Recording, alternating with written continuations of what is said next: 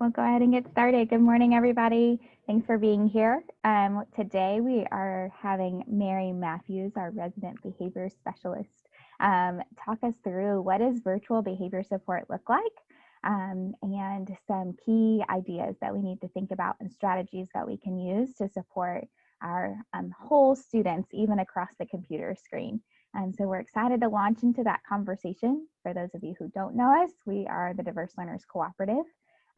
We are a nonprofit organization based in Tennessee that connects teachers and leaders with professional learning, resources, and networks that improve outcomes for diverse learners, and with the hope of increasing teacher and leader retention. So with that said, would love to kick it off and kick it over to Mary. Thanks. Thanks, Brooke.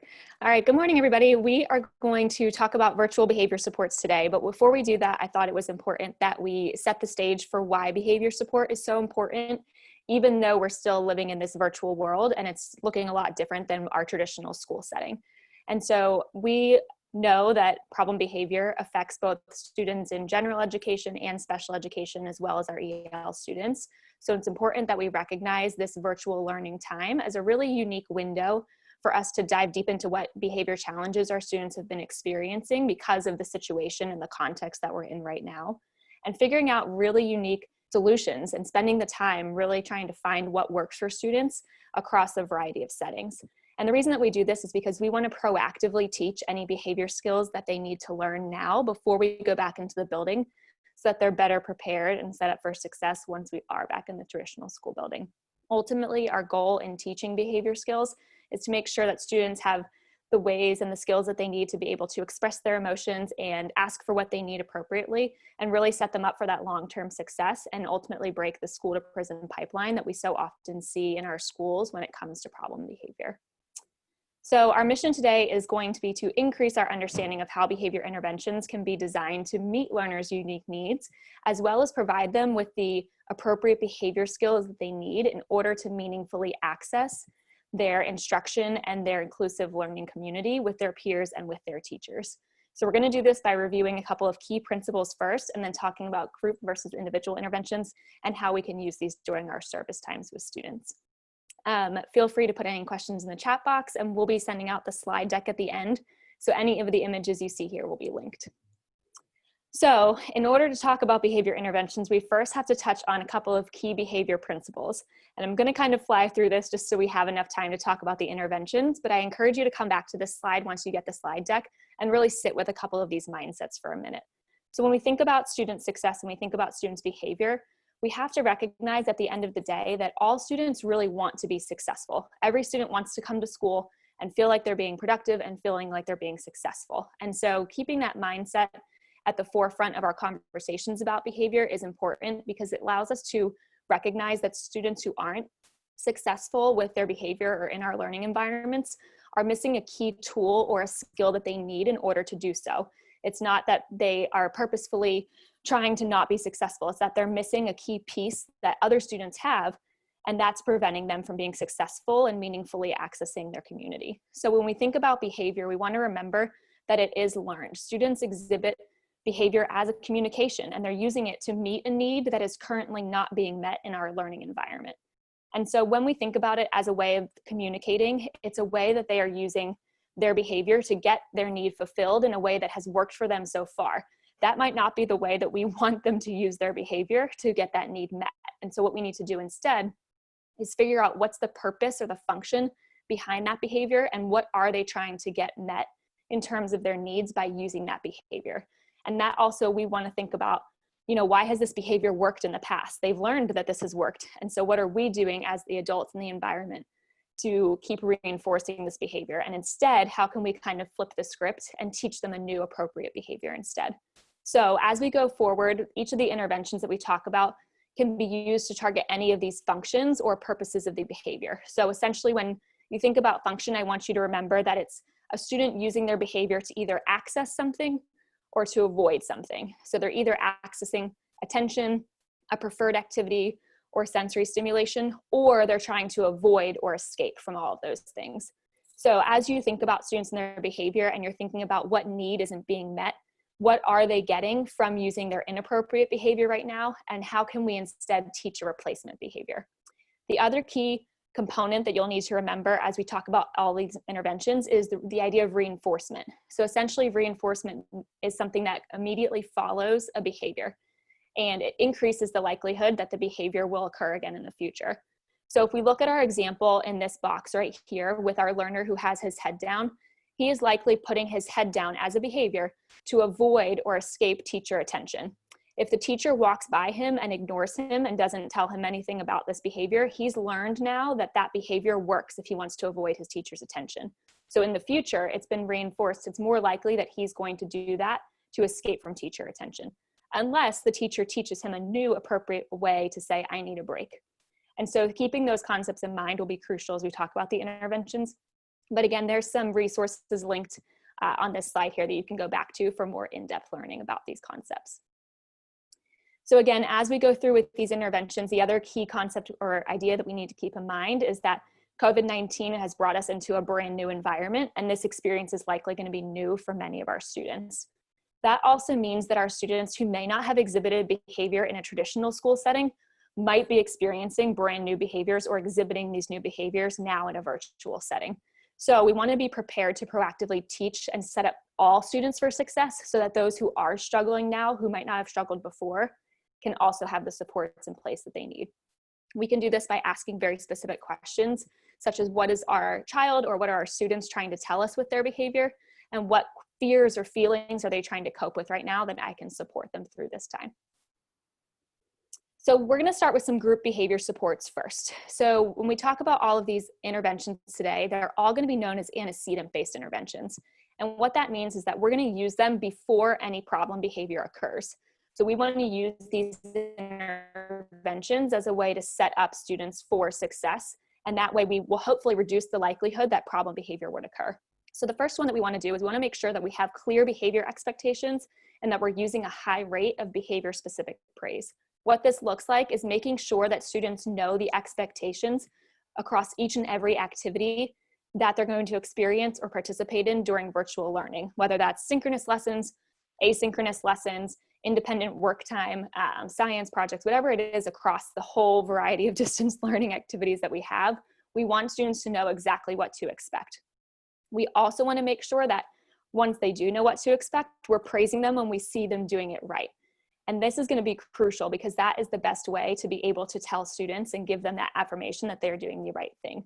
Now, the way that we do this virtually is that we can design an expectations matrix for distance learning. What does being safe, being responsible, or being respectful look like in a distance learning classroom versus a traditional learning classroom? We can also praise using multiple methods. So whether that is during a live session, calling out somebody by name or putting it in the chat box, or even sending them an email or a text message later on or throughout the day.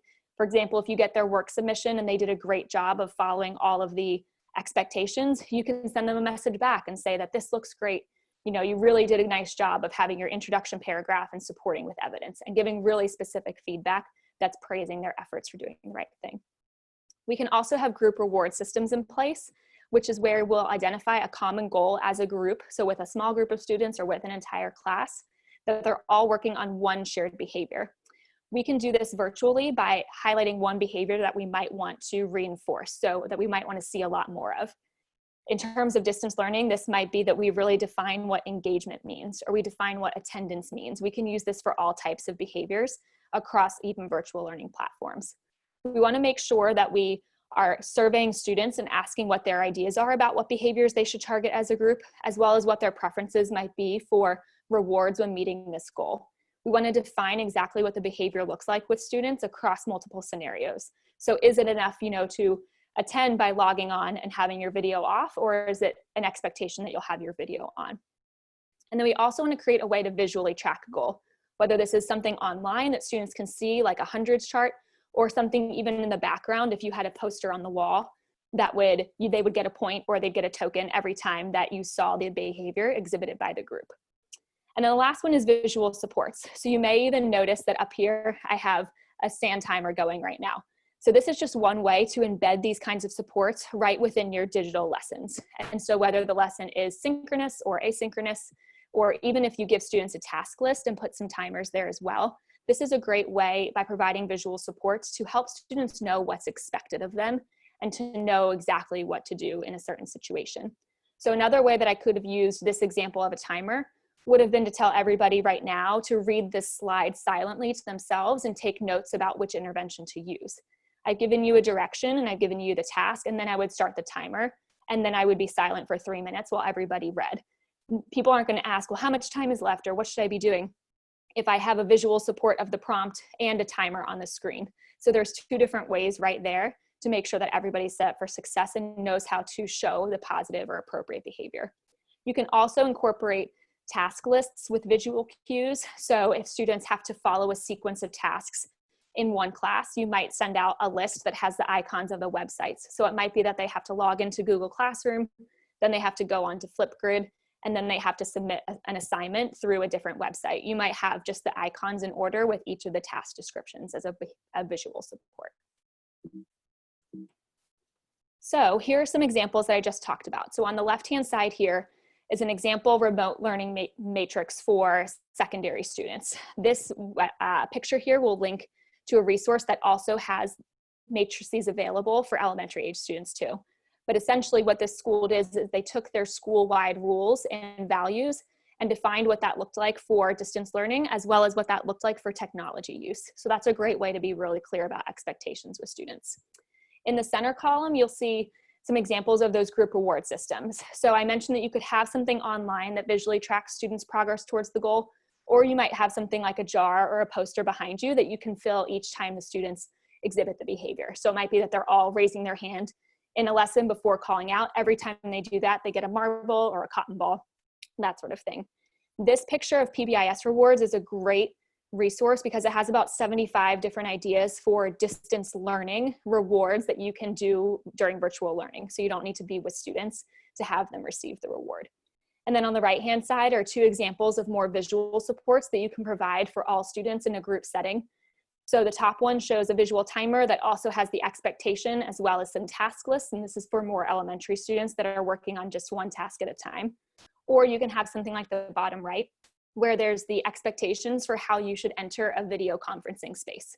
So again, just putting some of these visual supports in place will help proactively teach the behaviors you want to see. When it comes to individual interventions, we can get really specific and creative in terms of how we meet students' needs. So again, we want to be thinking what's the function of the behavior, as well as how are we going to teach a new replacement behavior skill. So one of the ones that everybody's really familiar with in school is check-in, check-out. So this is often pretty individualized because a student will check in twice a day with a mentor or another teacher, and then they'll get feedback throughout their day on 3 to 5 behavior goals and how they do in each class. This can be harder or feel like it's going to be harder to do in virtual, but there's actually a lot of creative ways that we can do this. One of the ways is to establish a Google form setup. And so if your school is doing a lot of synchronous classes, it could be that each teacher at the end of the class just fills out a Google form that goes directly to the student's mentor. And then they're able to review it with the student at the end of the day across their classes to see how teachers rated that student's behavior. For older secondary students, you might even have them fill out the same form and do a self-rating and then compare the scores at the end of the day to build those kind of reflection skills. You can also check in a way that is beneficial or preferred by the student. So that might be a text or an email, or they might prefer a phone call just for 5 to 10 minutes with you at the beginning and the end of the day to check in and see how things go. The other thing you want to make sure is that the point goal that you set is achievable and reachable, and we want to make sure that students are successful with it at first, and then we slowly increase in order to have the highest expectations. We don't want to set it so high at the beginning that students are constantly failing, because that will really decrease buy-in and that will not reinforce the positive behaviors that we want to see. You also want to make sure that they have some say in what kind of reward they can earn for meeting that point goal criterion. And then finally, you want to make sure with check-in, check-out that you include family as collaborators. Again, if you are going to be calling a student or texting them, you want to figure out with the family what number is an appropriate number, as well as maybe the time of day. It might be that, a parent is getting multiple children ready for virtual learning at once. And so first thing in the morning is actually not helpful because that student is helping younger siblings. So you want to figure out and make sure that the family is not only aware, but invested in the check-in, check-out intervention. Another one is social stories, and this is often thought of as being used with solely elementary school students, but again, you can use this across all grade levels. What a social story does is it provides guidance and directions about a very specific situation, and it teaches exactly what the behavior expectations are for that situation, as well as what the consequences are when that behavior is exhibited versus when it's not exhibited. So this is really helpful in using with students, especially if you allow them to use their own voice and help you write the story. So for example, when I've done this with middle schoolers in the past, we've talked about situations. We talk when they're calm, but we talk about situations that frustrate them later on. And I ask them, well, what would you tell yourself, or what would you want your teacher to say to you in that situation? So then we use and incorporate their own words into the story so that when they are reading it, either in a moment of frustration or, tense behavior, they're using words that they've already chosen themselves. You can also be creative with this virtually by creating a video or a PowerPoint deck that you use audio recordings over so that a student can watch it on their own, especially if reading is a difficulty for students. So you can upload it to YouTube, or you can send it to them in a PowerPoint deck that they just play, and then they can hear it and listen to the audio as the slides move along. You can also just read it together over a call. If you both have a copy, you can call and set a clear expectation about how many times a week you're going to read the story, or you might have a specific situation with a student where you tell them, hey, give me a call whenever you're feeling anxious and we'll read your story together, and then set parameters for what that looks like. The last one is a visual schedule. So again, this is going to be a very individualized intervention because it will be more intensive support that you're providing to help students get through their day. You can use words or photos for older students, or you can use pictures and symbols and drawings even for younger students. But essentially what it does is it provides information about a sequence of events or activities. This is going to be especially useful for our students with challenging behavior who also struggle with executive functioning skills or who struggle with transitions from one thing to the next. We can implement this virtually by having a really clear outline with students about all the logistics, like their class meeting times or assignment due dates, as well as the tasks that we want them to do.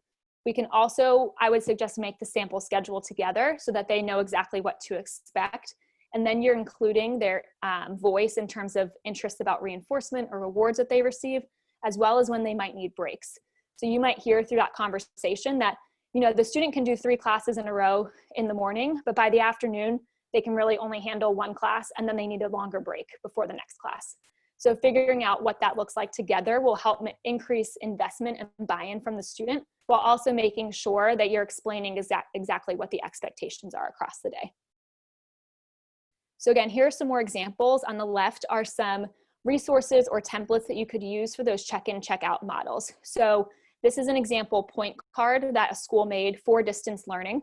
So you'll see here across where it says school-wide expectations, they had a morning circle, live instruction, independent reading, a math app, and homework. So again, not all of these activities are going to be live or synchronous, and that's okay. But you still want students to be rating themselves based on the behavior goals that they've set here. You could also do a Google form check-in for students. So it might be asking them questions each morning and they fill out exactly how they're feeling. With younger students, I would suggest providing a visual like this feelings wheel, because they'll likely still be learning the vocabulary that they need to express how they're feeling. So providing visuals and words to go along with it will help facilitate those conversations while also teaching them new vocabulary about how to express how they feel or what they need. In the top right are 2 examples of visual schedules. Now, a lot of people think of a visual schedule as typically as top to bottom, here's the picture, here's the description, follow it all the way down. That method is great, it works really well, but you don't have to stick to that format. A very popular format right now has been choice boards. So as long as you structure the expectations for students about when they have to complete all the activities by, a choice board can be another way to have a visual schedule in showing all of the different things that they have to complete. That will provide more freedom and flexibility, so just be intentional about which students you use that with. Another one that I like, especially for younger students, is a mini activity schedule, is what it's typically called. And rather than giving them a whole schedule for the entire day, which can feel overwhelming, you break it down per lesson or per activity. So in this picture, you'll see here the teacher broke down just the morning meeting schedule, where they're going to do a greeting, they're going to do an activity, they're going to do a sharing, and then they'll close out. So they only gave their students the schedule for that first, 30 minutes to 1 hour of the day. And from there, that's where they go, and then they'll get a schedule per activity. And then at the bottom, here's an example of a social story that you can use at home for learners. You also want to click on this link here once you get the slide deck, because it has a ton of pre-made social stories. They are geared towards more elementary-based students, but they could be helpful as well for older students with significant disabilities. And finally, as we think about how we're going to provide these interventions, we want to make sure that we are having dedicated service times or minutes with students in order to make sure that their needs are met. As we think about what those services look like, though, we want to kind of consider 3 different components here. So we want to consider, technology availability, as well as student preferences and family logistics. What's going to make the largest impact in terms of service? It might not be a direct translation from what we had before in a student's plan or IEP, and that's okay. We want to make sure that whatever we're doing now is effective and working. We also want to think about what is the unmet need that the student has with their behavior and what the possible function is, because our intervention needs to meet that function of the behavior, otherwise it won't be effective. And then finally, we also want to think about how we're going to teach the appropriate replacement behavior during these service minutes. So it's not enough just to decrease the old problematic or challenging behavior. We have to teach something to replace it so that students know how to appropriately get their needs met. So we've linked a guide here that has examples throughout it of different ways that you can use service minutes or translate service minutes. But again, we encourage you to think beyond just direct translation and think about how to really meet students' needs so they can be included in their classroom community. And then finally, as we wrap up today, these are the kind of the key takeaways that I want you to walk away with and ponder a little bit more about behavior. We know that it meets a need and has a purpose, and that students are using that to communicate. We want to make sure that because behavior is always changing, we are being proactive by teaching as many skills as possible ahead of time, and then responding to students in a very calm way and supporting them with tools that they need to get through those more challenging times. We also want to make sure that we're reinforcing the behavior that we want to see. Beyond teaching it, we have to show students and reward students and tell them that they're doing a great job showing that behavior, because it will be new and it will be hard. So we want to make sure that we are reinforcing them and making sure that they feel successful with exhibiting the new behavior. And then we want to do this again, ultimately to set up students for success long-term and make sure that we're breaking any of those pipelines that exist within our settings. So I know that was a lot of information, but again, Brooke will be sending out the slide deck, and there's all these links and resources within the slides. So feel free to check that out and click around in there to see what could be useful to you. We are going to stick around for questions right now. So if you have any specific questions, I know that my team has been managing the chat, so I appreciate that. And next Friday, we'll be talking more about equipping families. So Brooke, if you want to describe a little bit more about what that looks like, and then we'll switch over to questions. Yeah, so next week we're talking about equipping families in the sense that they are now our co-teachers at home in a lot of ways, and figuring out ways to balance their work and home and supporting their child as well. And so some strategies for doing that well, even if we continue to be virtual. So we'll talk about that next week. We did get one question in the chat, but also opening it up for discussion now. The question was, how does a safety plan look with COVID effects? And Christine, is this if we're back in school? Yeah. So thinking about social distancing and safety plans, what are some things you would think about, Mary? So I would think about what the behavior is that the safety plan is for. So is it for aggression? Is it for elopement? Is it for off task? So figuring out what that behavior is and seeing whether that behavior is also occurring at home. Because if it's not, my first question would be, okay, what's working at home that we can try to replicate once we go back into the building? So if they are really successful, we've actually had a lot of people tell us that their students with challenging behavior in traditional settings have been really successful in virtual learning and haven't had the same challenges that they've been experiencing in school. So then how, once school reopens, can we replicate and offer them more time and space to be able to direct their own learning? Now, if that's not the case for the student, in terms of thinking of a safety plan, I would prioritize certain staff members being involved, but also think about where the student is going to be. So it might be that you reduce transitions throughout the building, which might be the case for all of your students, but you want to make sure that you are minimizing the amount of space or the amount of people that have to come into physical contact potentially with the student. And I would also incorporate, or I would modify their schedule to start. So make the transition as smooth as possible by allowing for more breaks, or depending on what the function of the behavior is, if they're accessing attention, provide them with an increased amount of check-ins, more so than you might have ever done before.